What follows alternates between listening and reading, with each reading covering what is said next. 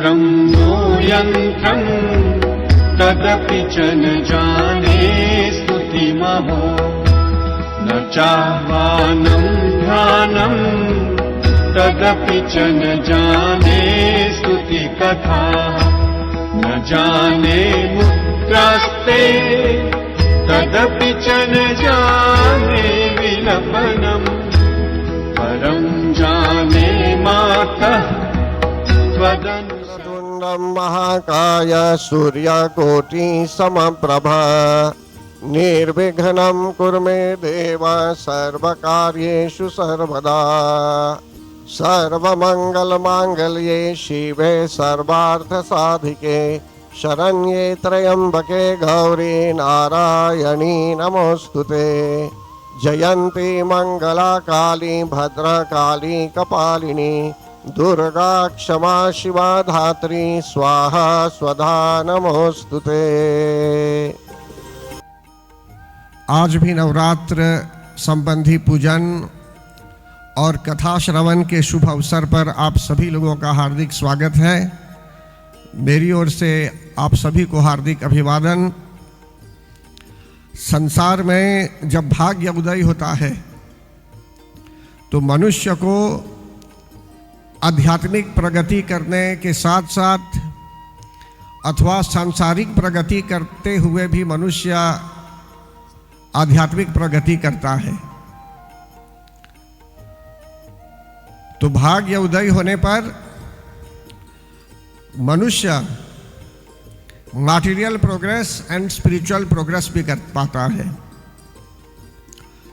कभी कभी जन्म कुंडली के आधार पर ऐसी परिस्थिति आती है कि कुछ ऐसे ग्रह बैठ जाते हैं, कहीं नवम भाव पर भी अगर बैठ जाएंगे, कोई मारक ग्रह यदि बैठ जाता है भाग्य स्थान पर, तो ऐसी स्थिति में उस जातक को अनेकों प्रकार से कठिनाई होती है स्पिरिचुअल प्रोग्रेस करने के लिए, धर्म की रक्षा करने के लिए भी, आध्यात्मिक प्रगति करने के लिए भी। प्रत्येक मनुष्य का भाग्य बराबर नहीं होता, लेकिन फिर भी जगत जननी जगदम्बा माता की शरण में जब हम आते हैं तो हम सुरक्षित हो जाते हैं। माता पिता चाहेंगे कि बच्चों का कल्याण हो। बच्चों पर यदि किसी प्रकार से ग्रह दोष भी यदि है या किसी प्रकार से कठिनाई भी हो रही है बच्चों को, तो बच्चे लोग तो कोशिश करेंगे उनकी परिस्थिति के आधार पर समस्याओं से निकलने के लिए, लेकिन माता पिता भी बच्चों के लिए प्रार्थना कर सकते हैं, स्तुति कर सकते हैं। कोई भी व्यक्ति किसी के लिए भी प्रार्थना कर सकता है। इसी प्रकार भक्तगण कल बताया गया, राजा सूरत के विषय में बताया गया और समाधि नामक ऋषि के विषय में भी बताया गया कि इन दोनों को समस्याएं हुई, फिर इनको मेधा ऋषि जी के आश्रम में जाना पड़ा और मेधा ऋषि ने इनको संकेत किया कि इनके जीवन में दैवी कृपा की आवश्यकता है। देखिए, समाधि जी बहुत अच्छे व्यक्ति थे।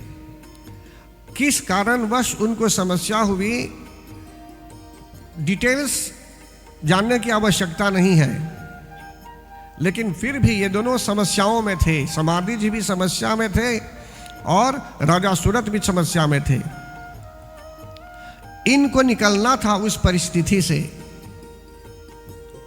तो कैसे निकलेंगे इनको पता नहीं था। इसलिए जब आश्रम में जा पहुंचे तो वहाँ गुरु मेधा जी उनको शिक्षा देते हैं उनको, और विशेष रूप से उनको समझाते हैं महामाया के विषय में।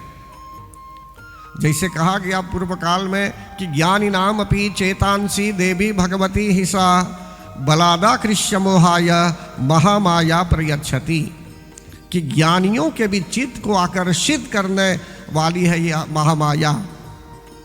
देखिए, भगवती माता के दो स्वरूप हैं, एक नॉलेज और एक जो है इग्नोरेंस। हमको वे ज्ञान दे सकती है डिवाइन नॉलेज भी दे सकती है और अंधकार में भी अगर ढकेलना है तो ढकेल सकती है और अंधकार से हमें निकाल भी सकती है। इसलिए कहा गया है विद्या और अविद्या। देखिए उपनिषद के आधार पर एकदम स्पष्ट है कि जो भी हम प्रगति करते हैं, स्कूल में जो भी सीखते हैं, प्राथमिक स्कूल से लेकर या पूर्व प्राथमिक स्कूल प्री प्राइमरी से लेकर यूनिवर्सिटी तक भी जो भी हम सीखते हैं, जो भी विषय है, इन सब को विद्या नहीं कहा गया है, इन सब को अविद्या कहा गया है। मैं नहीं बोलता हूं, उपनिषद में एकदम स्पष्ट है, ये आप चेक भी कर सकते हैं। लेकिन विद्या उसको कहा गया है जो आपको आध्यात्मिकता की ऊंचाई में ले जाता है, जो परब्रह्म से मिलाता है आपको, उसको बोलते हैं विद्या। जैसे बोलते हैं विद्यार्थी, विद्यार्थी, तो विद्या और अविद्या ये दोनों उनके ही गुण हैं। दोनों जरूरी है जीवन में, विद्या भी चाहिए और अविद्या भी चाहिए, मटेरियल नॉलेज भी चाहिए, सांसारिक ज्ञान भी चाहिए जीने के लिए। आप कहीं जाएंगे, किसी ऑफिस में, किसी विभाग में, कार्य क्षेत्र के में आप कहीं भर्ती होने वाली है आपकी, आप लोटा लेकर बैठ जाएंगे, दिन भर माला करेंगे, कुछ पढ़ेंगे नहीं, तो कभी काम नहीं मिलेगा आपको, आप आध्यात्मिक प्रगति नहीं कर पाएंगे। सब जरूरी है उनके स्थान पर, लेकिन जो व्यक्ति बहुत पढ़ भी चुका है उसको भी चाहिए कि वो विद्या प्राप्त करे, मतलब कि आध्यात्मिक प्रगति करे, मंत्र जाप आरंभ करे। कारण कि जो कुछ भी हमने सीखा भी है संसार में, जो भी सीखा गया है संसार में, अगर हम उसको यूज करेंगे तो उससे लाभान्वित होंगे हम, उससे हम आध्यात्मिक प्रगति के लिए तैयारी भी कर सकते हैं। अगर आपको एक मंदिर भी बनाना है अपने लिए, अगर मटेरियल प्रोग्रेस नहीं करेंगे तो मंदिर भी नहीं बना पाएंगे। तो ये सब कनेक्टेड है, ये मटेरियल और नॉन मटेरियल दोनों कनेक्टेड है साथ में। लेकिन आध्यात्मिकता की ऊंचाई तक नहीं जाना चाहेंगे या आध्यात्मिक प्रगति, स्पिरिचुअल प्रोग्रेस नहीं करना चाहेंगे तो समझ लीजिए जीवन सफल नहीं हो पाता। एक बार स्पष्ट किया गया एक धर्म ग्रंथ जिसको बोलते हैं धर्मांग, उसमें स्पष्ट रूप से बताया गया, और उपनिषद की चर्चा मैं कर रहा था उपनिषद को लेकर, तो उसमें भी स्पष्ट है कि एक व्यक्ति अगर सिर्फ मटेरियलिस्ट है, एक व्यक्ति सिर्फ मटेरियलिस्ट है, सिर्फ संसारवादी है जीवन में, वो आध्यात्मिक प्रगति नहीं करता, तो उसकी क्या गति होगी? तो उसमें उत्तर ऐसा आता है कि the materialist will go to a sin is equal to x। अभी इक्वेशन पर बोलेंगे, ऐसे नरक में वो जा सकता है जहां पर x बोलते हैं, वहां पर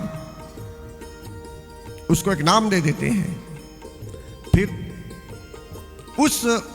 उसके अतिरिक्त दूसरे परिच्छेद में, पैराग्राफ में बताया गया है कि एक व्यक्ति सिर्फ स्पिरिचुअलिस्ट है, मटेरियलिस्ट नहीं है, वो बिल्कुल सिर्फ स्पिरिचुअलिस्ट है, तो उसकी क्या गति होगी? उसको भगवान मिल जाएंगे ऐसा ही क्या? उसकी क्या, इसको तो एक्स मिला, उसको क्या मिलने वाला है? उसमें स्पष्ट कहा गया है उसको डबल एक्स मिलने वाला है, मतलब कि वो भी हेल में जाएगा, नरक में। क्यों? कारण कि संसार में रहकर उसने दायित्व नहीं अपनाया, उसकी जो रिस्पॉन्सिबिलिटी है, उसका दायित्व है, दायित्व को नहीं निभाया। इसलिए संसार में संसारवादी भी होना चाहिए। जो कपड़े पहने हुए हैं ये संसारवादी है, जो सांसारिक है, संसारवादी नहीं, सांसारिक। जो पुस्तक मेरे सामने है ये भी सांसारिक है, फोन भी सांसारिक है, शरीर भी सांसारिक है। लेकिन इसलिए कहा गया है जो जग में रहूं तो ऐसे रहूं, जो जल में कमल का फूल रहे, जो जल में कमल का फूल रहे। संत महात्मा लोग कहते हैं कि संसार में हमें ऐसे रहना है जैसे कि कमल का फूल पानी में है। क्यों कमल के फूल का उदाहरण लिया गया है यहाँ? जो कमल का फूल होता है भक्तगण, उसकी जड़ी जो है, अगर विचार करेंगे, उसकी जड़ी कहाँ होती है? उसकी जड़ी कीचड़ में होती है। आप बोटानिकल गार्डन पॉम्पलेबुसस में भी जाएंगे, देखेंगे वहाँ बहुत कमल के फूल हैं। आप ऊपर जो है ये पानी देखते हैं, लेकिन कमल का फूल उपलाता है ऊपर। कमल का फूल कभी कीचड़ को छू नहीं सकता। जैसे जैसे पानी बढ़ता जाएगा उस तालाब में, वैसे वैसे कमल का फूल ऊपर होता जाएगा, लेकिन उसकी जड़ी कीचड़ में होती है।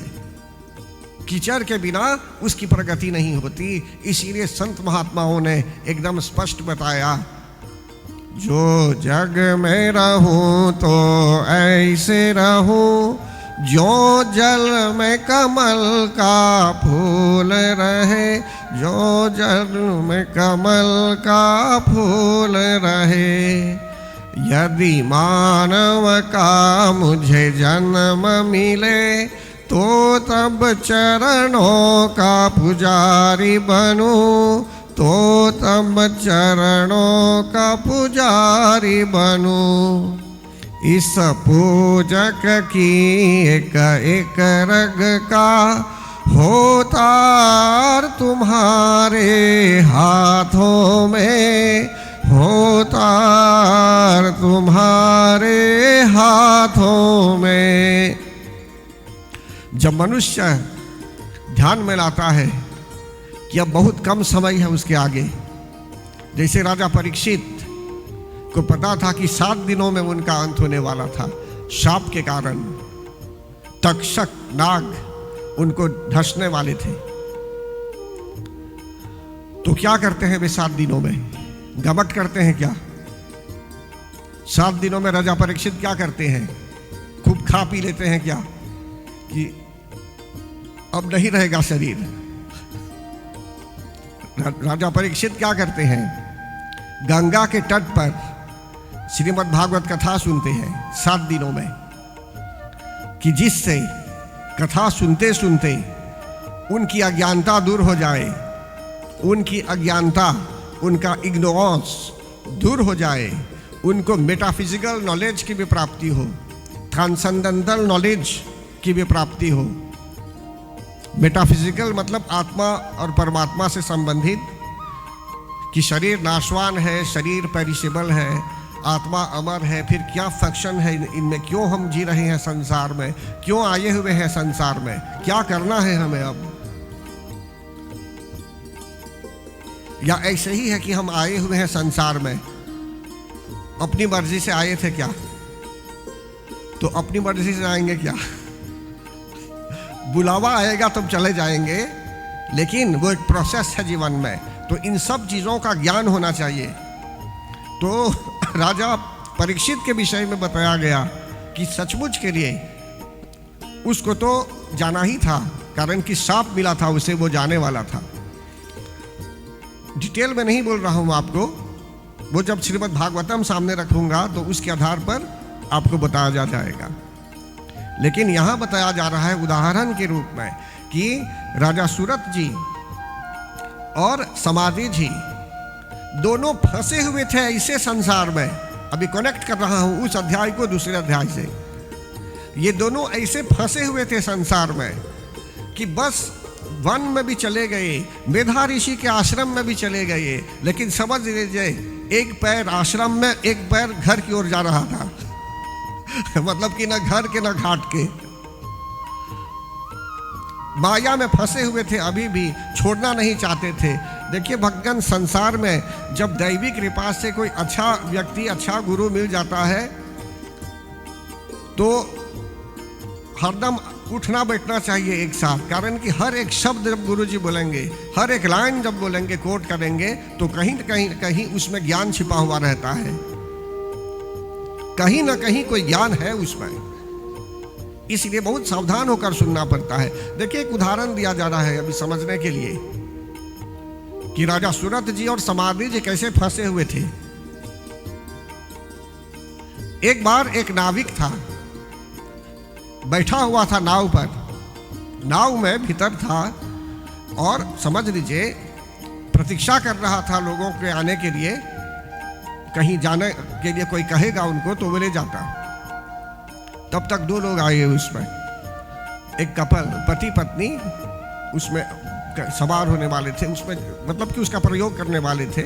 उस नाव के माध्यम से उनको कहीं जाना था, नदी के इस पार से उस पार उनको जाना था।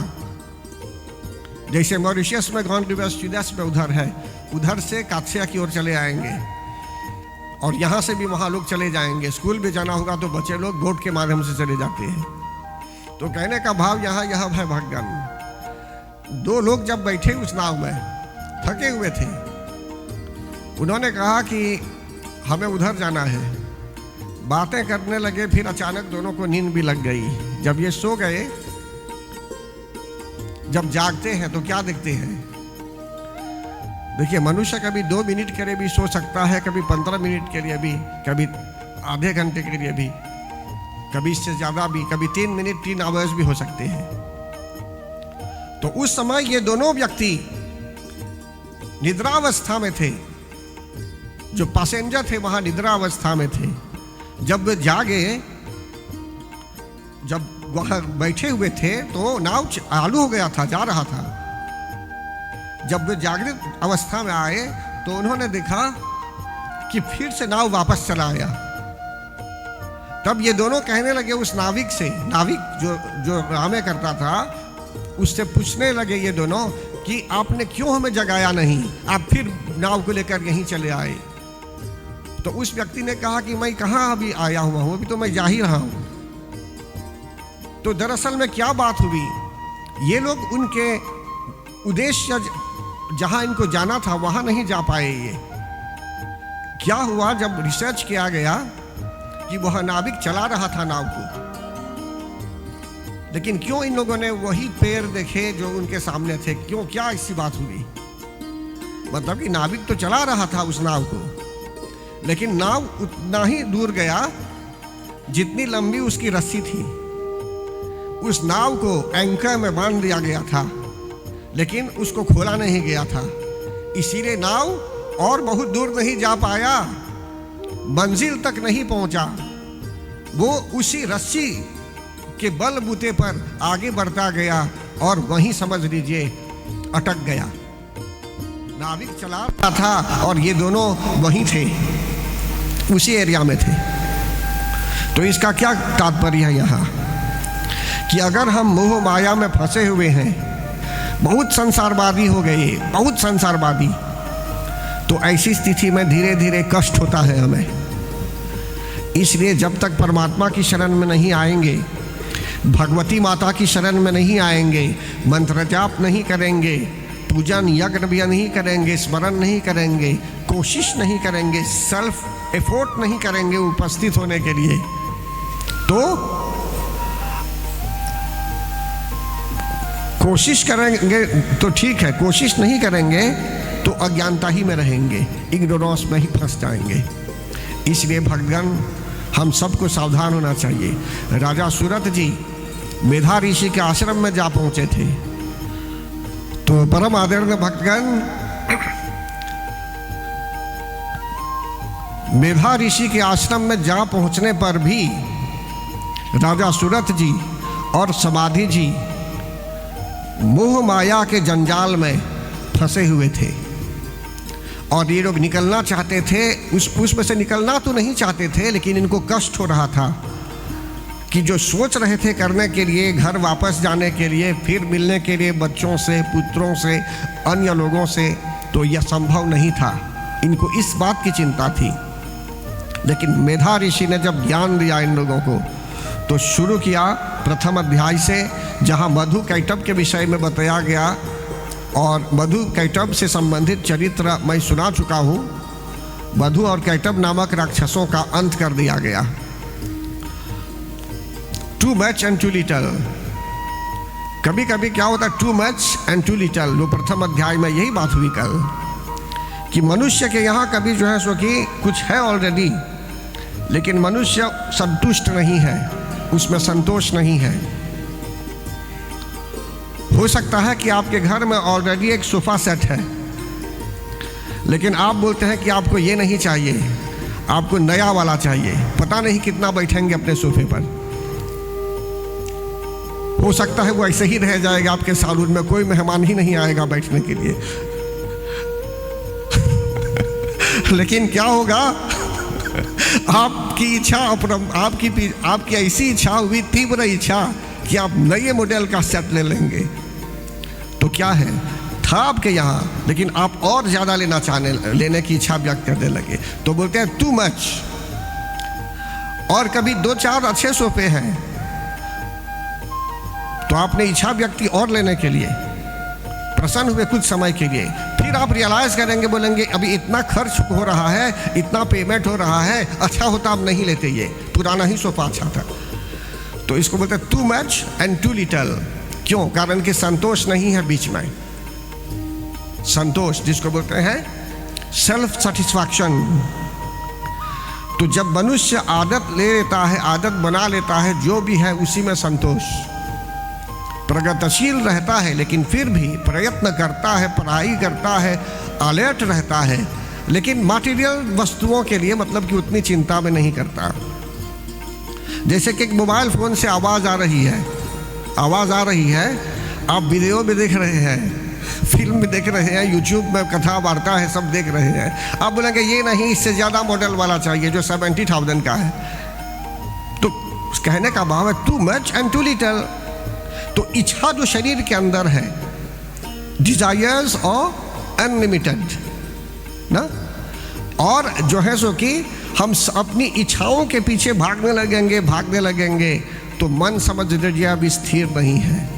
But for a good purpose, for a good cause, आप कुछ कर रहे हैं, ऐसा नहीं कि इच्छा नहीं चाहिए, इच्छा भी जरूरी है। फॉर ए गुड पर्पस, आप कुछ करना चाहते हैं जीवन में, तो उसके लिए तो समझ लीजिए आप बधाई के पात्र हो जाते हैं, कारण कि आप कुछ स्पेशल करना चाहते हैं जीवन में। जैसे हमारे भाई गोदा कुछ स्पेशल करना चाहते हैं, देश की रक्षा करना चाहते हैं, इसी तरह अन्य लोग भी कुछ ना कुछ करना चाहते हैं जीवन में। तो यहाँ बात यह है कि प्रथम अध्याय में स्पष्ट कर दिया गया कि जगत जननी जगदम्बा माता क्या करती है, पहले कालीब्रे करती है हमें।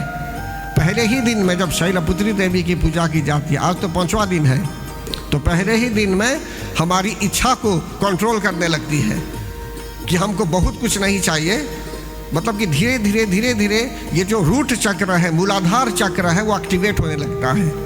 मूलाधार चक्र जब एक्टिवेट होने लगता है तो कुंडलिनी शक्ति जो है वो, और उसको आना है हृदय, यहाँ तक कि ब्रह्मरंध्र तक भी उसको आना है, तब एकदम से स्टेबल व्यक्ति हो जाएंगे। तो कहने का भाव यहाँ यह है भगवान, दूसरे अध्याय में जो अब कथा है अभी, इसमें महिषासुर का भी चरित्र आता है और महिषासुर की सेनाओं का चरित्र भी आता है। पूर्व काल में भगवान एक और राक्षस हुआ, वैसे मधु कैटभ के अतिरिक्त अब अनेकों राक्षस हुए, लेकिन अब चर्चा की जा रही है महिषासुर के विषय में।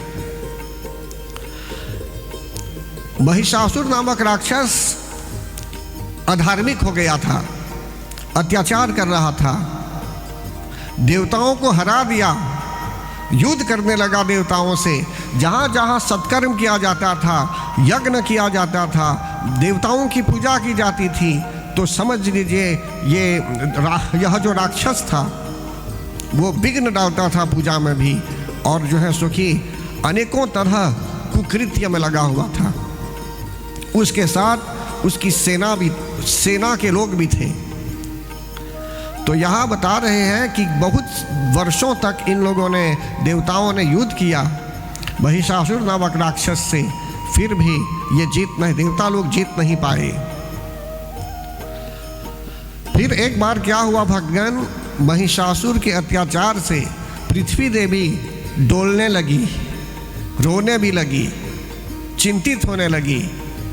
कारण कि रामायण में भी स्पष्ट है कि जो बड़े बड़े बिल्डिंग है सब पृथ्वी देवी सह सकती है, इन सब के भार को सह सकती है, लेकिन जहाँ अधार्मिकता है, अधार्मिकता, अत्याचार, एजुस्टिस, हर तरह के जो है सो कि जो ठीक नहीं है हमारे लिए, इमोरालिटी, ये सब जहाँ पर है, तो समझ लीजिए अनेकों तरह से लोग भ्रष्ट हो जाते हैं। तो ऐसी स्थिति में पाप भी होने लगता है। तो देवी जगत जननी जगदम्बा माता के चरित्र से संबंधित बात है ये, जहाँ पृथ्वी देवी उस समय क्या करने लगी, कांपने लगी, रोने लगी और पुकारने लगी, हेल्प के लिए पुकारने लगी। अन्य देवताओं से मिलती है पृथ्वी देवी। कैसे मिलती है? तो पृथ्वी माता गौ का रूप धारण करती है। अन्य देवगण, पहले तो पृथ्वी देवी भी बात करती थी, गौ भी बात करती थी, समझते ना, वाणी थी उन लोगों में। तो सभी देवता लोग मिल जाते हैं भगवान उपाय ढूंढने के लिए। कहा गया है कि सामूहिक रहेंगे। अब कलेक्टिवली अगर विचार करेंगे तो कलेक्टिव में अगर अच्छा विचार है तो ठीक है, लेकिन अगर कलेक्टिवली विचार करना चाहेंगे और अलग अलग विचार है तो प्रॉब्लम हो सकता है। कलेक्टिवली करेंगे, कुछ मिलजुल कर कुछ करेंगे तो ठीक है, लेकिन जब उसी ग्रुप के अन्य सदस्य लोग अलग विचार वाले हो जाएंगे, आपके अगेंस्ट होने लगेंगे, तब प्रॉब्लम हो जाता है। यूनानिमस नहीं होते हैं, यूनानिमसली डिसीजन नहीं लेंगे तो प्रॉब्लम हो सकता है। तो यहाँ क्या हुआ, पृथ्वी देवी जब देवताओं से बात करती है, देवताओं को बताती है उनकी समस्या के विषय में, तो सभी देवता लोग, ब्रह्मा जी सभी अन्य देवताओं को लेकर जाते हैं ये शिव जी के यहाँ, महादेव के यहाँ। फिर भगवान शिव सबको लेकर जो है सो कि परमात्मा की पुकार करने लगे, भगवान को पुकारने लगे। और उस समय समस्त देवताओं के शरीर से एक प्रकार का तेज प्रकट हुआ। मैंने बताया था कल कि हम लोग साधारण इंसान हैं, हमारे अंदर भी शक्ति है, आपके अंदर भी शक्ति है, लेकिन आपके अंदर जो शक्ति है वो रूप लेकर मैनिफेस्ट नहीं हो सकती। प्रक्रिया हो सकती है, रिएक्शन हो सकता है। अगर आप क्रोध में आए हुए हैं तो कुछ अपशब्द कह देंगे किसी को, लेकिन रूप, वो जो शक्ति आपके अंदर है वो रूप लेकर नहीं आ सकती, पर्सोनिफाइड रूप। लेकिन देवताओं की जो शक्ति है रूप लेकर आती थी। तो उस समय क्या हुआ, प्रत्येक देव के मुख से, उनके अंग से एक प्रकार का तेज प्रकट हुआ और तेज पुंज हो गया। बहुत देवताओं के शारीरिक अंग से जो तेज प्रकट हुआ उस समय, समझ लीजिए एक पहाड़ जैसा हो गया लाइट का। और उस समय समझ लीजिए एक रूप बना, देवी का एक स्वरूप बना पहाड़ जैसा। जैसे परितालाब में देखेंगे बहुत बड़ी मूर्ति है दुर्गा माता की, शिव जी की भी, महादेव की भी बहुत बड़ी मूर्ति है, विशाल मूर्ति। इसी प्रकार समझ लीजिए एक देवी का स्वरूप बना। तो उस समय देवता लोग उस समय चिंतित हुए, कारण कि पृथ्वी देवी भी चिंतित होने लगी, कारण कि बहुत बड़ा रूप था और इनको भी डर लगने लगा कि क्या हो सकता है। तब देवताओं ने निवेदन किया भगवान कि हे मातेश्वरी, आपसे हम निवेदन करते हैं कि आप कोई छोटा रूप, साधारण रूप लें कि जिससे हम आपकी अर्चना भी करें।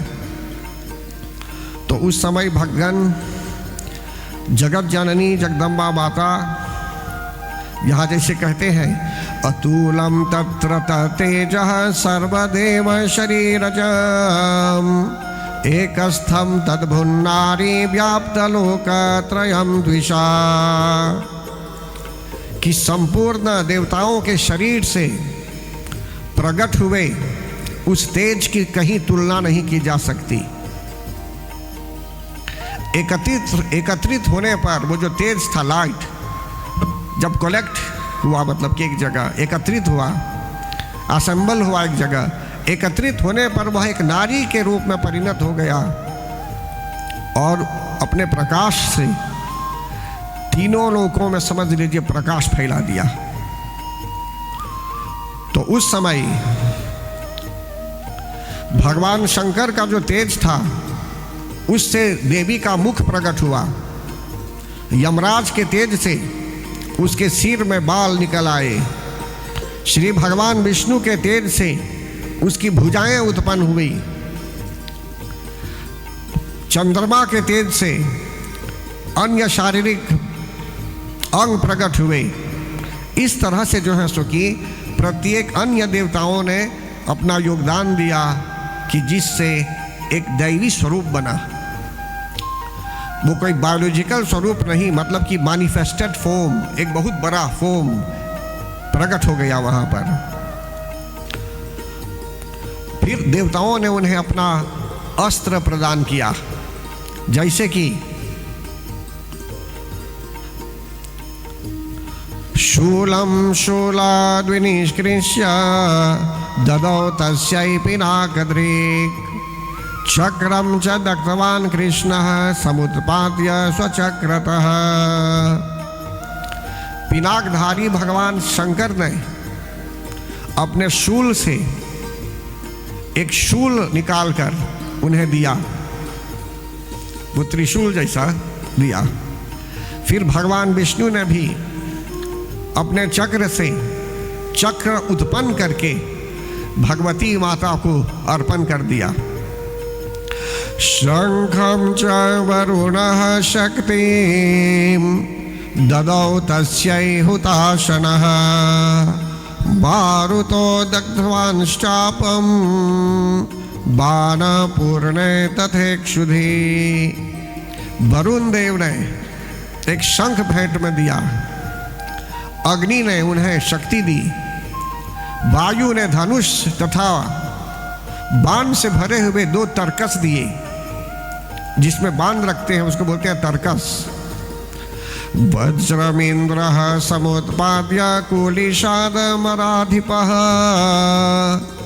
ददौ तस्यै सहस्राक्षो घंटामैरावतात् गजात्।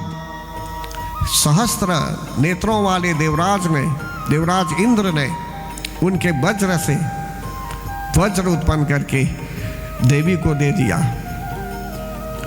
और ऐरावत हाथी से एक घंटा उतार कर उसको प्रदान कर दिया, देवी जी को प्रदान कर दिया।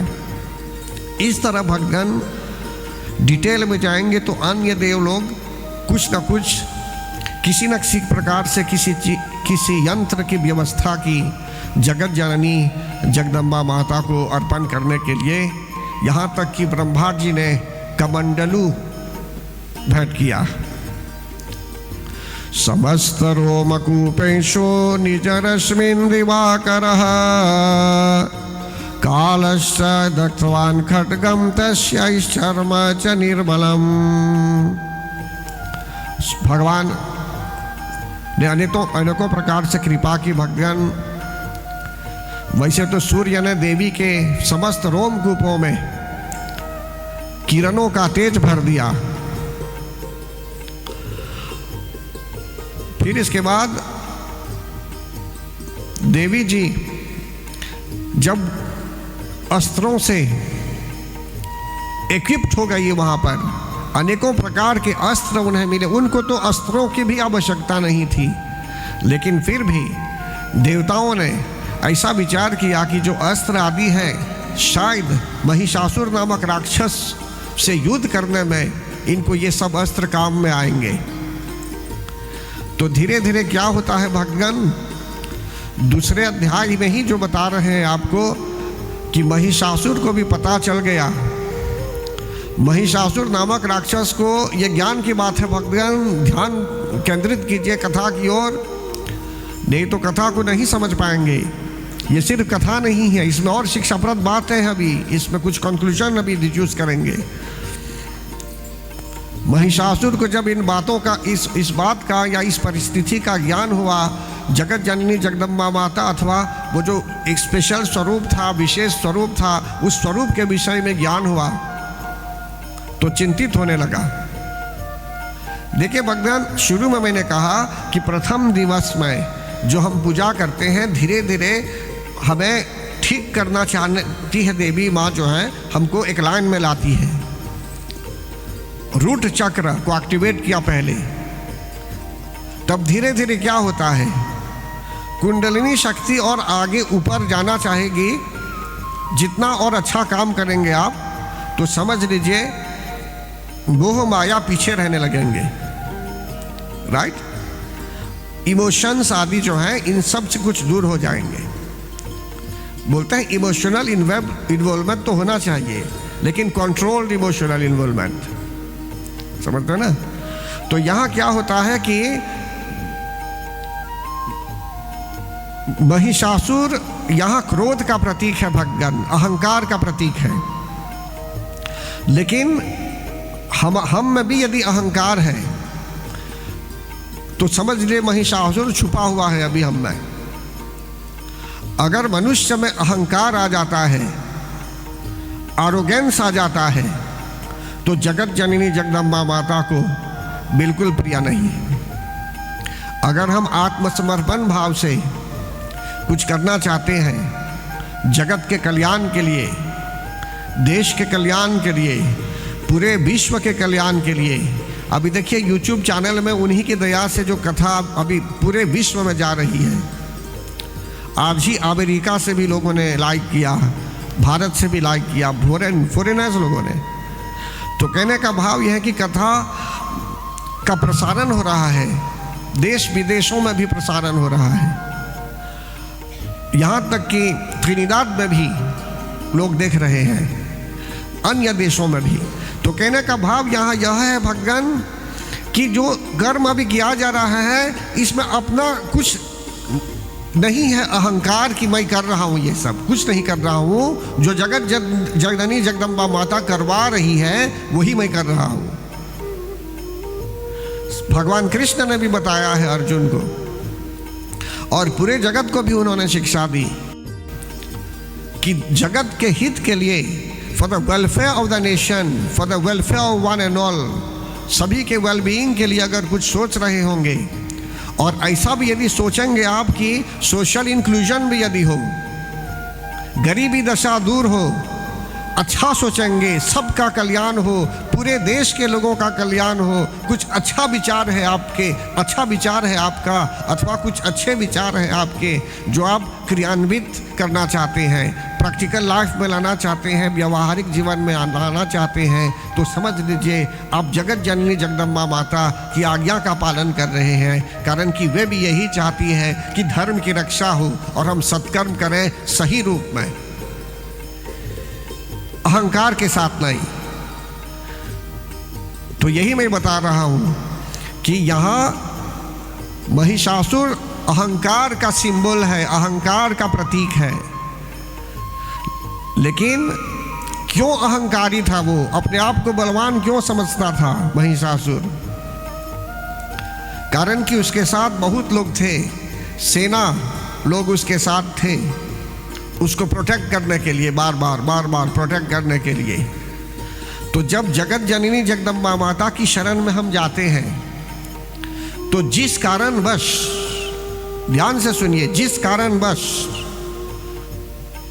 अगर हम सरेंडर होते हैं उनके आगे पूरी तरह, तो वे सर्जरी करना आरंभ कर देगी, सब टेस्ट करेगी, फिर सर्जरी भी आरंभ कर देगी। मतलब कि जो गलत कुछ निकालना है हमारे शरीर से, हमारे मगज से, हमारे माइंड से, हमारी सोच से, हमारी विचारधाराओं से, तो सब निकाल देगी।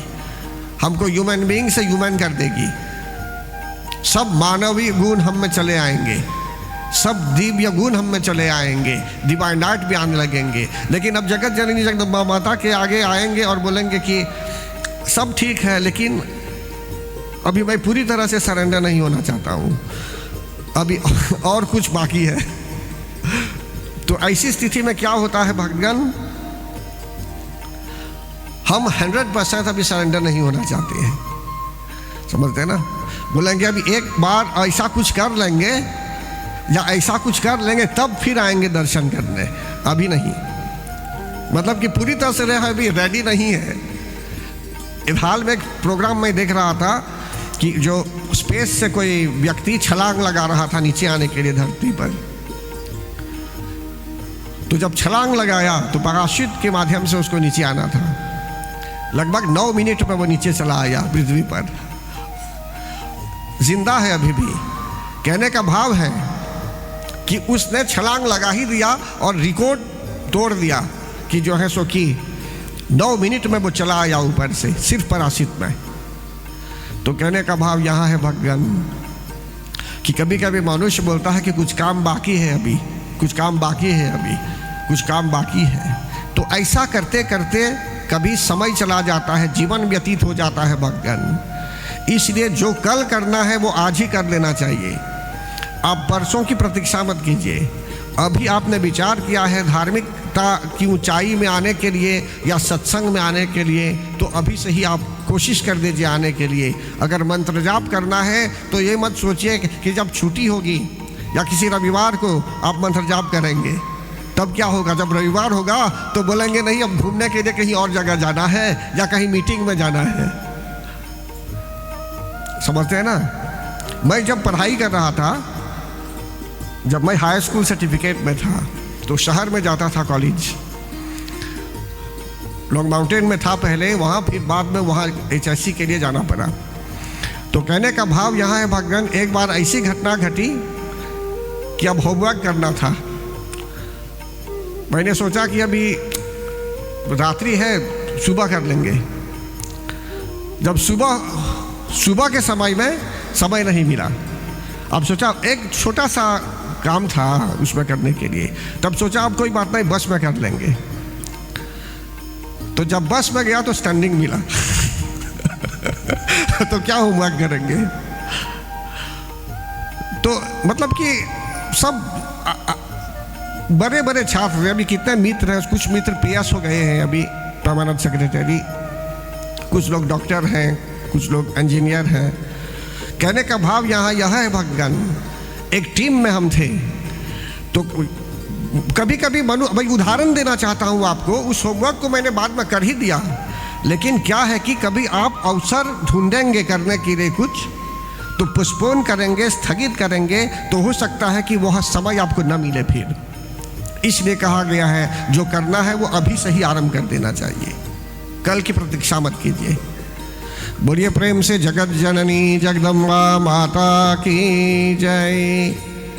तो दूसरे अध्याय में क्या है कि जगत जननी जगदम्बा माता से युद्ध करने के लिए महिषासुर ने सेनाओं को भेजा और जगत जननी जगदम्बा माता ने समस्त सेनाओं को मार डाला। यहाँ तक कि शेर भी उछल उछल कर मारने लगा राक्षसों को, कारण कि अनेक राक्षस हो गए थे वहाँ पर। तो भक्तगण यहाँ क्या उदाहरण दिया जा रहा है, अभी अभी कहा गया कि महिषासुर वो ग्रेट एगो है, द ग्रेट एगो, अहंकारी, द ग्रेट एगो। तो हम भी अगर आ रहे हैं जगत जननी जगदम्बा माता की शरण में, तो क्या करेगी हमसे वे, किस प्रकार की सर्जरी करेगी। जो ग्रेट एगो हमारे अंदर है उसको पहले वे काटेगी, लेकिन ग्रेट एगो को हटाने से पहले, रिमूव करने से पहले, हटाने से पहले जिस कारणवश हम में अहंकार हो रहा है पहले उसको हटाएगी, ऑमीज को हटाएगी, द ऑमीज ऑफ द ग्रेट एगो।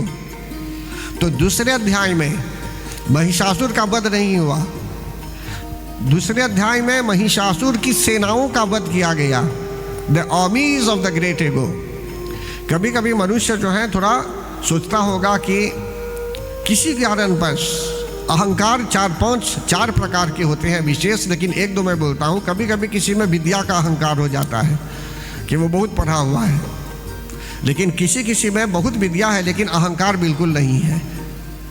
विद्या ददाति विनयम, जितनी विद्या होती है उसमें और नम्रता हो जाती है, और नम्रता और भाव आ जाता है, सद्भाव आ जाते हैं उसमें।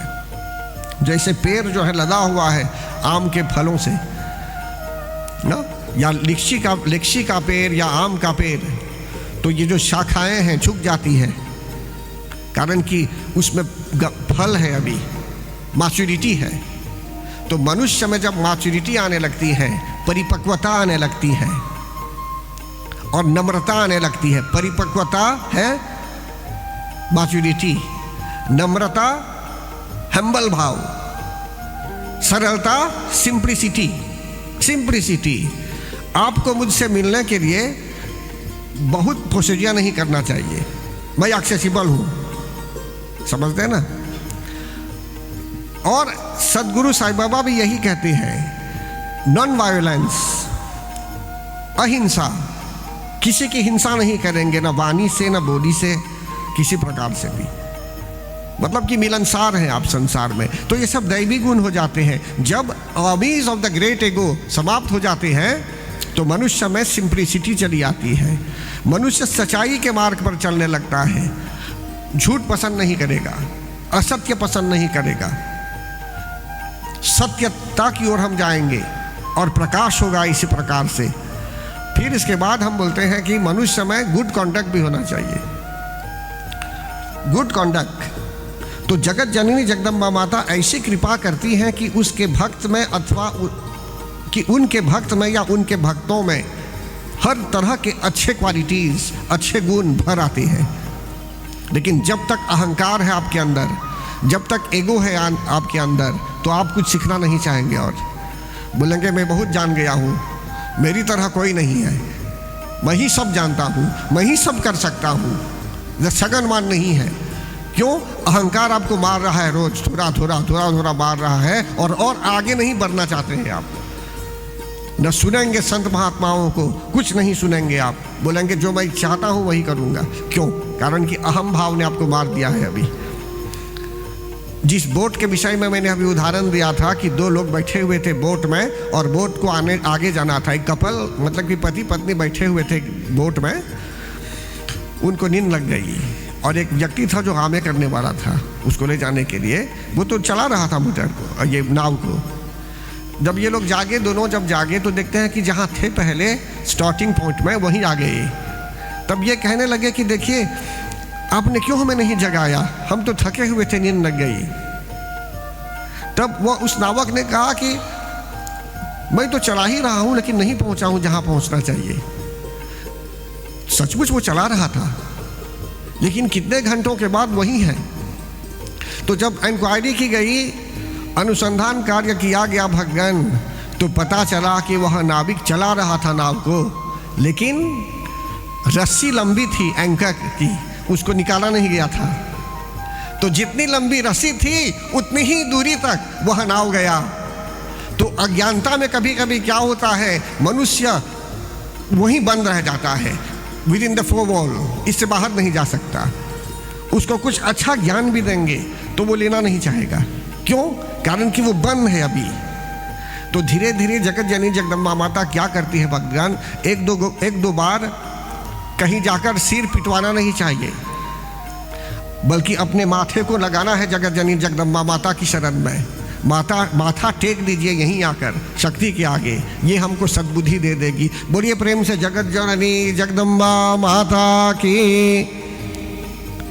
तो जब ये दुर्गुण छोड़ने लगते हैं हमको, जिस कारणवश अहंकार हो रहा है हम में, द ग्रेट ईगो हो रहा है। अच्छा, माना जाए कभी कभी कोई छात्र है, माना जाए उसके पिताजी कुछ अच्छे पोजीशन पर है, तो लड़का जो है बोलता है मेरे पिताजी ये कर सकते हैं, वे कर सकते हैं। तो उसमें पहले ही से एक अहंकार आ गया। अभी वो कुछ बना नहीं है अभी, लेकिन अपने ही से अहंकार आ जाता है। एक उदाहरण दे रहा हूँ मैं समझने के लिए। तो मनुष्य इसी तरह जीवन यापन करता है धीरे धीरे धीरे धीरे, और समय चला जाता है। जब देखता है तो बहुत समय ऐसे ही गंवा दिया। तो यहाँ प्रथम अध्याय के बाद दूसरे अध्याय के विषय में बताया गया, दुर्गा माता पहले सगन में क्या करती है, the armies of the great ego को काटती है, महिषासुर का अंत भी करती है वे। अब महिषासुर का अंत जब हो जाता है तो क्या होता है जीवन में, बताइए। ग्रेट ईगो जब चला गया तब सिर झुकेगा हमारा शक्ति के आगे, कारण कि हम में नम्रता चली आई। अब धीरे धीरे नम्रता भी आती है। नम्रता, हम्बल भाव, सिंप्लिसिटी, नॉन वायलेंस, आप में शांति भी होगी, पीस भी होगा, और मनुष्यों के प्रति प्रेम भाव भी होगा। प्रेम भाव, सबसे प्रेम करेंगे, और परसेप्शन अच्छा होगा। परसेप्शन, क्रिटिकल थिंकिंग नहीं, मतलब कि परसेप्शन अच्छा होगा। जैसे किसी गुरु ने आपको कुछ कहा, एक लाइन ऐसा होना चाहिए। अब आप अन्य लोग क्रिटिकल भाव से देखेंगे तो वे नहीं समझेंगे किस जगह से, किस व्यू पॉइंट को लेकर क्या बताया गया कि जिससे क्या हो सकता है। कभी कभी उस कथा ही को, उस स्टोरी ही को लोग बदल देते हैं पूरी तरह से। तो इसलिए जो है सो कि सदगुरु साईं बाबा भी यही शिक्षा देते थे, truth, non violence, love, peace, good conduct. समझते हैं ना? तो ये हमारे जीवन में परम आवश्यक है भक्तजन। और रही बात इधर तीसरे अध्याय की, तो मैंने बता दिया कि जगत जननी जगदम्बा माता ने महिषासुर का अंत किया। लेकिन इसमें एक पॉइंट है, महिषासुर नामक राक्षस एक मायावी राक्षस था। महिषासुर महिष का रूप था, जैसे बुफालो आदि बोलते हैं, एक प्रकार का स्वरूप था। लेकिन वो रूप बदलता रहता था, कभी मनुष्य का रूप लेता था, कभी सिंह का रूप लेता था, तो कभी हाथी का रूप ले लेता था। तो जगत जननी जगदम्बा माता ने जब युद्ध किया, जब युद्ध कर रही थी उसके साथ, उसको मारने के लिए, कारण कि वो राक्षस था, ऐसी ही घटना घटने वाली थी कि शक्ति ही से उसको मरना था। लेकिन जगत जननी जगदम्बा माता ने अंत में उसको पहचान लिया और सही रूप में उसका अंत कर दिया। तो देखिए, अगर हम लोग भी यदि अपना रूप बदलते रहेंगे, मतलब कि स्थिर नहीं है, स्टेबिलिटी नहीं है जीवन में, अपने रूप को यदि बदलते रहेंगे, तो समझ लीजिए हम भी छोटे मोटे महिषासुर हो गए छोटे मोटे, कारण कि अभी स्थिर नहीं हुए हैं जीवन में। ऐसा नहीं कि अभी महिषासुर आएगा यहाँ एक बड़ा बुफालो जैसा, महिषासुर अभी भी है हमारे शरीर के अंदर भी। अगर है तो किस रूप में भी वो आ सकता है, मतलब कि हम अपने स्वरूप को बदल देते होंगे। तो स्वरूप बदलने का अर्थ क्या है कि हम जो सही रूप में, जो सही गाइडेंस दे रही है जगत जननी जगदम्बा माता, उनके गाइडेंस को हम नहीं लेते और मनमानी करने लगेंगे अपने से, तो भी और सिचुएशन बिगड़ सकता है, परिस्थिति बिगड़ सकती है। तो बोलिए प्रेम से जगत जननी जगदम्बा माता की जय।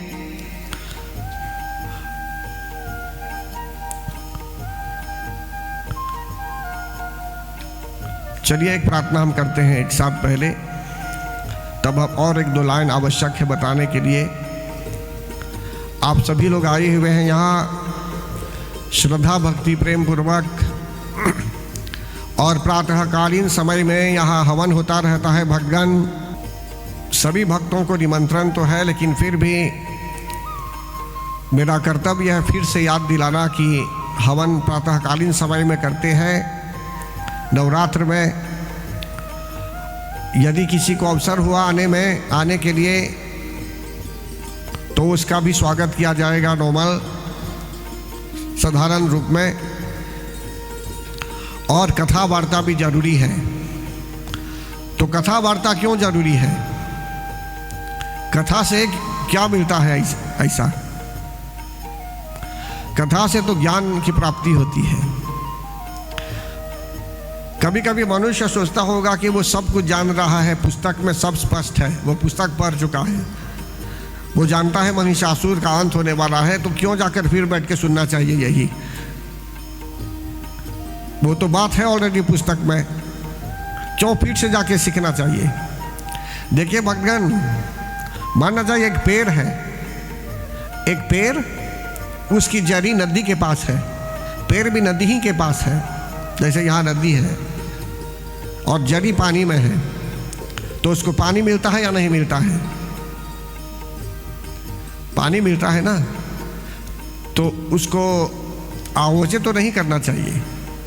बहुत बड़ा पेड़ है, लेकिन सिर्फ जो नदी का पानी है उससे उस पेड़ को लाभ तो होता है, उसमें फल तो मिलेंगे, लेकिन पेड़ के ऊपर जो मैलापन हो जाता है, जो धूल जम जाती है, उसको इस नदी का पानी जो है वो साफ नहीं कर सकता। उसके लिए वर्षा का जल चाहिए, बारिश का पानी चाहिए, वो साफ कर देगा उसको।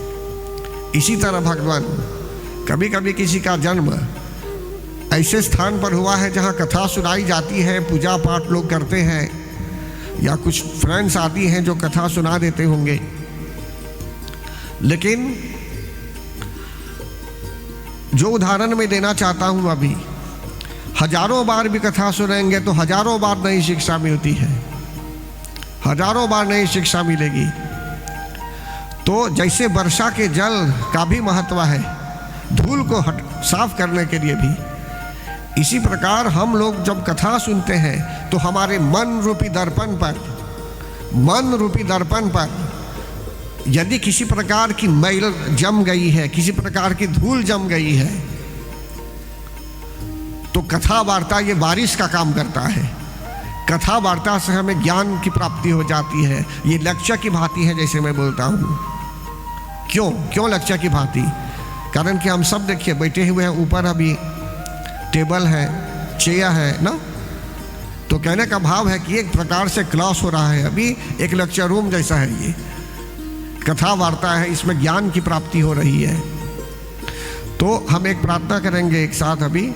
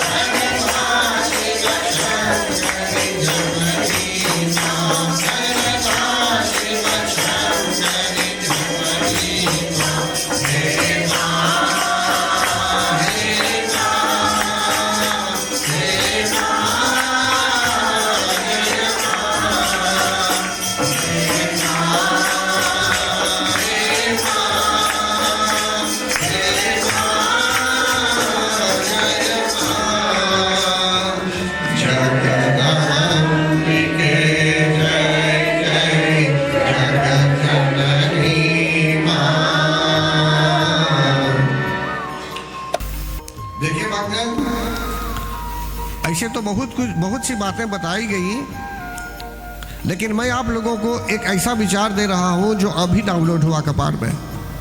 अभी जो जगत जननी जगदम्बा माता दे रही है विचार कि कभी कभी जैसे मनुष्य किसी तीर्थ यात्रा में जाता है तो कभी अकेले जाने में आनंद नहीं, या तो उसको डर जैसा होता है कि अकेले कैसे जाएगा वहां। तो कभी कभी मनुष्य ग्रुप में चला जाता है।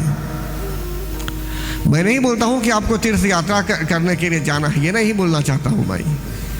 मैं ये बोलना चाहता हूं कि मनुष्य में कभी एक डर जैसा रहता है कि कहाँ जाए, किस समाज में वो जाए, कहाँ कैसे क्या हो रहा है, कहाँ सही शिक्षा मिल रही है, कहाँ सही शिक्षा नहीं मिल रही है।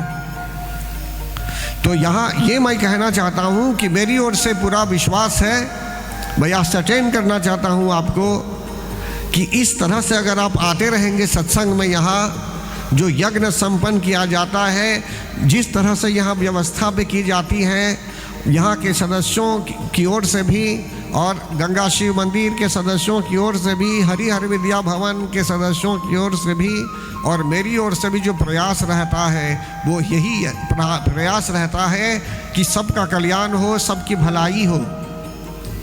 और हम लोग निस्वार्थ भाव से, कुछ हम चाहते नहीं हैं आपसे, मतलब कि आप प्रदान करें, ये सब कुछ नहीं हम चाहते, मतलब कि आपका कल्याण हो ये हम चाहते हैं।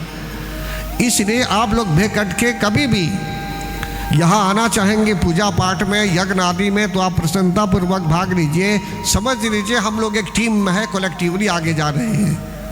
अकेले यदि डर हो रहा है तो आप डरिए मत, कारण कि हम सब साथ हैं। अभी इतना विश्वास यदि है तो आप बेड़ा पार कर लेंगे, भटकना नहीं होगा कहीं भी। जगत जननी जगदम्बा माता की शरण ही में हम एक साथ हैं, अभी उन्हीं की छत्र छाया में है, उनकी कृपा दृष्टि हम पर पड़ी हुई है। और जब एक साथ रहेंगे तो समझ ले संगठन है। देखिए भक्तगण, 8 बातें हैं जो आवश्यक है जानने के लिए। अभी मैं समापन से पहले बोल देता हूं ये, ताकि ये ज्ञान प्राप्त कर ले सब लोग। आप हरदम याद कीजिए, WHOFTUBE एक कोड है ये। W का अर्थ क्या है? वेल्थ, जिसको बोलते हैं धन।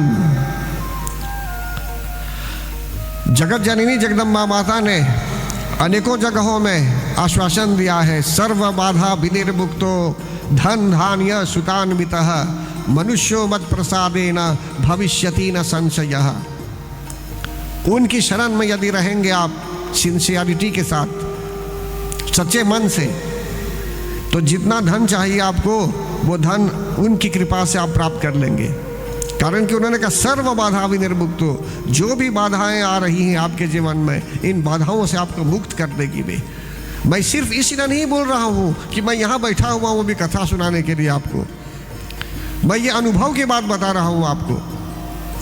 सर्व बाधा विनिर्मुक्त, एक बाधा भी नहीं रहेगी आपके जीवन में, मुक्त कर देगी बाधाओं से। धन धान्य, जितना धन चाहिए जीने के लिए वही आपको देने वाली है। धान्य भी मतलब प्रोस्पेरिटी भी होगी, वेल्थ भी होगा और प्रोस्पेरिटी भी होगी। सभी लोग चाहते हैं कि उनके जीवन में सुख हो, धन हो, समृद्धि हो, घर द्वार हो, सुविधाएं हो। तो उनके कृपा से सब आपको वे प्रदान कर सकती है, कारण कि सब उन्हीं से आप प्राप्त करेंगे। उन्होंने स्वयं कहा है, मनुष्यो मत प्रसादेन भविष्यति न संशयः। भविष्य में ऐसा ही होगा उनके आशीर्वाद से, इसमें कोई शंका नहीं, कोई डाउट नहीं। तो हमें उन पर पूरा विश्वास भी रखना है भक्तगण, पूरा विश्वास करना है उन पर। और रही बात इधर W पर, मैंने कहा वेल्थ, तो वही हमें दे देगी। और H का अर्थ है हेल्थ, हेल्थ ला संगते। तो उनके एक श्लोक में आता है, बोलेंगे एक साथ, रोगान शेषान पहंसि तुष्टा रुष्टा तु कामान सकलान अभीष्टान। त्वामाश्रितानां न विपन्नराणां त्वामाश्रिता ह्याश्रयतां प्रयान्ति रोगान शेषान पहंसि तुष्टा। ऋषि लोग, देवता लोग प्रार्थना करते थे उनकी, जब जगत जननी जगदम्बा माता ने राक्षसों का अंत किया, कहा कि हे मातेश्वरी, आप जब प्रसन्न होती हैं तो आप रोगों को तो उखाड़ कर फेंक देती हैं। रोगान शेषान पहंसि तुष्टा। ऐसे कितने लोग होते हैं भगवान? कभी सिचुएशन हेल्थ का अचानक बिगड़ जाता है, तब भी हमें उन पर पूरा विश्वास रखना है। कभी कभी डॉक्टर भी कह देते हैं कि फाइनल है। अभी कहने का भाव है कि आपने देर किया आने में। आने दीजिए, भाई जी को भी आ रहे हैं यहाँ। हरे कृष्णा कृष्णा कृष्णा हरे हरे, हरे राम राम राम हरे हरे, हरे कृष्णा कृष्णा कृष्णा हरे हरे।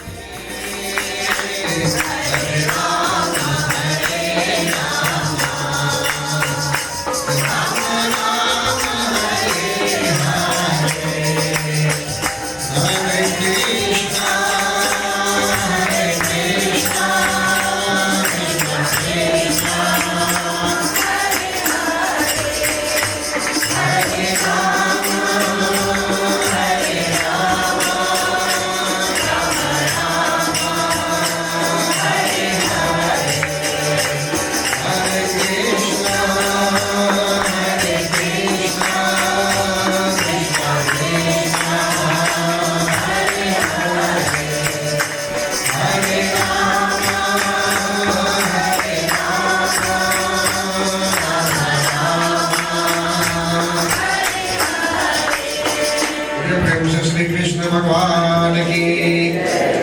तो दूसरा जो पॉइंट है इसमें, जो दूसरा पॉइंट इसमें है भगवान हेल्थ पर बताया जा रहा है कि रोगान शेषान पहंसि तुष्टा, कि उनके प्रसन्न होने पर कभी कभी जब मनुष्य बीमार हो जाता है तब वो चिंतित हो जाता है, या उसका कोई अपना जानकार या कोई मित्र हितैषी बीमार हो जाता है, सिचुएशन गंभीर, तब मनुष्य रात दिन एक करता है, मेहनत करता है, मंत्र जाप करता है। और माता जी जो है, जो माता रानी है, इस स्वभाव की है, वे भक्तों की पुकार को सुन लेती है, कृपा भी कर देती है, और समय अनुसार रिजल्ट भी आने लगते हैं, अच्छे रिजल्ट भी आने लगते हैं, अच्छे परिणाम भी आने लगते हैं। तो कहने का भाव यहाँ है भगवान उनकी कृपा अपरंपार है। किसी भी क्षेत्र में हम जाना चाहेंगे, जीवन में किसी भी क्षेत्र में पदार्पण करना चाहेंगे हम, यहाँ तक कि जब युगादि भी होती है, एक युग का आरंभ जब हो रहा है, नए वर्ष का आरंभ भी होता है, तो शुरू ही में ही हम 9 दिनों तक शक्ति की आराधना करते हैं अप्रैल महीने में, और फिर नवंबर में भी इधर पूरी तरह से 9 दिनों तक शक्ति की आराधना की जाती है। कारण कि नए वर्ष में भी, और इधर जो है सो कि नवमी तिथि भी है, विजयादशमी तिथि भी है, यहाँ तक कि भगवान जब श्री राम के रूप में आए हुए थे भगवान, जब उनको जाना था लंका दशानन से युद्ध करने के लिए, तो उन्होंने शक्ति की वंदना की थी। गौरी मंदिर में जाकर, शक्ति मंदिर में जाकर उन्होंने माथा टेका उनके आगे, उनसे प्रार्थना की, और प्रभु राम सत्कर्म करने जा रहे थे, राक्षसों को मिटाना चाहते थे, जो लोग उपद्रव कर रहे थे इनको हटाना चाहते थे। कारण कि रावण ने बहुत तरह से जो है सो कि अत्याचार किया था उस समय, यहाँ तक कि सीता माता के साथ भी अच्छा व्यवहार नहीं हुआ। आपको तो जानते ही हैं, हनुमान जी महाराज लंका भी गए हुए थे, समुद्र को लांग कर फिर बाद में सेतु बांधा गया वहाँ पर आगे जाने के लिए। अब साइंटिस्ट लोगों ने अभी तो विचार करके देख लिया कि अभी भी वो है, वो मार्ग अभी भी है। कुछ लोग अभी भी उसमें प्लॉन्ज होकर जाते हैं देखने, लेकिन टूट गया है काफ़ी जगहों में वह पुल। तो परम आदरणीय भक्तगण, अभी मैं बोल रहा हूँ रोग पर। WHOF TUBE we have 8 points. The first one, wealth, कि धन वही दे देती है हमें मांगने की आवश्यकता नहीं है धन किसी भक्त से। भगवान की कृपा से अपने आप धन मनुष्य प्राप्त कर लेता है। तो सर्व बाधा विनिर्मुक्तो धन धान्य सुतान्वितः, धन वेल्थ प्रॉस्पेरिटी संतान सुख आदि जो भी चाहिए समय अनुसार वही प्रदान कर देती है उनके भक्तों को, राइट। फिर क्या बोलते हैं, हेल्थ, मतलब कि अच्छा हेल्थ कैसे होगा हमारा, तो जब उनकी शरण में है। जैसे बच्चा जो है माता की शरण में जब है, तो बच्चे को खांसी अगर हो रही है, सर्दी हो रही है, तो छटपट माता जी क्या करती है, चाय तैयार कर देगी, अदरक आदि लगाकर डालकर इलायची सब लगाकर उसमें, क्यों, कारण कि उसमें ऑटोमेटिकली वो गुण है। तो हम यदि जगत जननी जगदम्बा माता की शरण में रहना चाहते हैं भक्तगण, तो स्वयं उनको हमारी चिंता होने लगती है। तो इस तरह से अभी रोगान शेषान पर मैंने कहा, इसके अधिक और जो पॉइंट्स हैं वो है ऑर्गेनाइजेशन। अच्छा ऑर्गेनाइजेशन होना चाहिए, जहां हम किसी को ठग नहीं रहे हैं, हम सच्चाई के मार्ग पर हैं। अगर इस तरह के ऑर्गेनाइजेशन में रहेंगे, ऐसा कर्म करेंगे जिससे जनता की रक्षा हो, सोशल इंक्लूजन हो, जैसे मैंने कहा समाज की सेवा में हम लग जाएं, सबका कल्याण हो, सबका वेलफेयर हो, दुख मिटे, घर में सुख हो, शांति की वृद्धि हो, प्रगति हो, तो समझ लीजिए वे भी हमें साथ देगी। देखिए रावण को मारने के लिए भगवान ने जगत जननी जगदम्बा माता के मंदिर में जाकर प्रार्थना की। हम भी यदि प्रार्थना करेंगे तो समझ लीजिए हमारी पुकार भी वे सुनेगी। एक भजन है पुकार पर, वो कैसे आता है वो भजन, सुन लो मेरी पुकार, वो कैसे शुरू होता है वो बाद में सुन लेंगे आप। तेरे सिवा ऐसा कुछ भजन है जो भक्त लोग कभी गाते हैं। अभी समय का पाबंद भी है, लेकिन फिर भी भक्तगण यहाँ मैं यह कहना चाहता हूँ, अच्छा ऑर्गेनाइजेशन भी जरूरी है और वही हमें प्रतिष्ठा भी देगी। अच्छे कार्य के लिए आप प्रगति पथ पर आगे बढ़ते जाएंगे, सच्चाई के मार्ग पर रहेंगे। वो टी हो गया, यू का अर्थ है यूनिटी। मनुष्य में यूनिटी चाहिए। मनुष्य अपने आप को अगर विभाजित करने लगेगा तो समझ लीजिए मतभेद हो जाएगा। तो अच्छी यूनिटी चाहिए, जहाँ भगवान का भक्त है तो भक्तों के साथ सच्चाई जहाँ पर है, जहाँ सही शिक्षा दी जा रही है, वहाँ मनुष्यों को उपस्थित होना चाहिए, ताकि जिससे यूनिटी भी बनी रहे। और